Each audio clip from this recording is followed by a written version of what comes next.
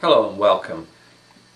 I'm Jeremy Searle, and today I'm going to be addressing the subject of traffic backups outside of rush hour on Montreal's Decarie Expressway, specifically on the northbound lanes between the Ville-Marie Expressway, the 720 in the south, and the Trans-Canada, the 40 to the north, where the Decarie heading north terminates. And those of you who suffer these inconveniences, day-long blockages, are probably aware, might agree, that they're for the most part nodes, as it were, bottlenecks which occur around the Queen Mary and the Jean Talon entrances to the highway.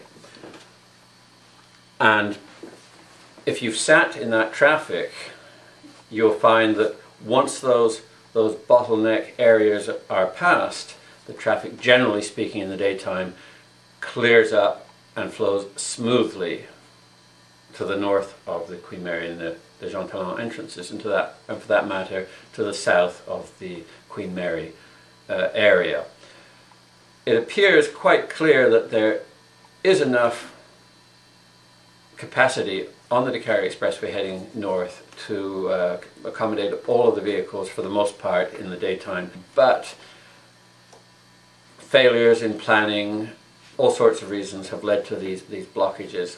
And recently I was witness to something very interesting. 4 emergency vehicles, 4 police cars in one of these daytime blockages, and the traffic somehow managed to make way for the 4 emergency vehicles, the police cars, which were in column heading somewhere at great speed.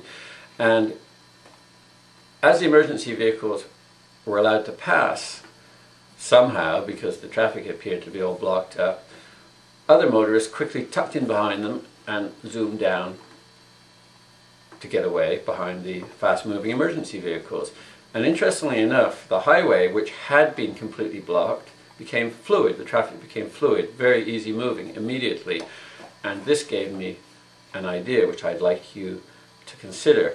The Decarie Expressway heading north is very interesting. It has 3 lanes, one of which, the right-hand lane, is essentially becomes the Metropolitan Trans-Canada heading east. The left-hand lane becomes ultimately the Trans-Canada Metropolitan heading west, and it would be quite feasible to drain off on a regular basis traffic.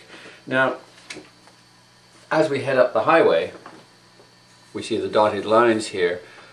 People can change lanes all the time, so when the trouble areas around the Jean Talon and Queen Mary entries, exits come up and the blockages occur, traffic changes lane across all the lanes, ensuring that the entire highway gets blocked.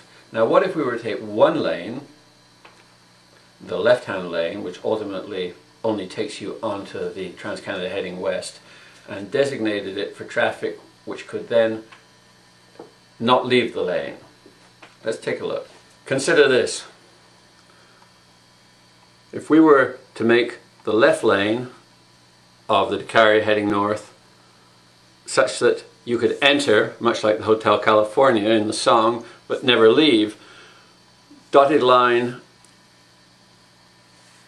to the right, solid line to the left, so that the left lane heading north on the Decarie would be only for traffic heading west on the Trans-Canada.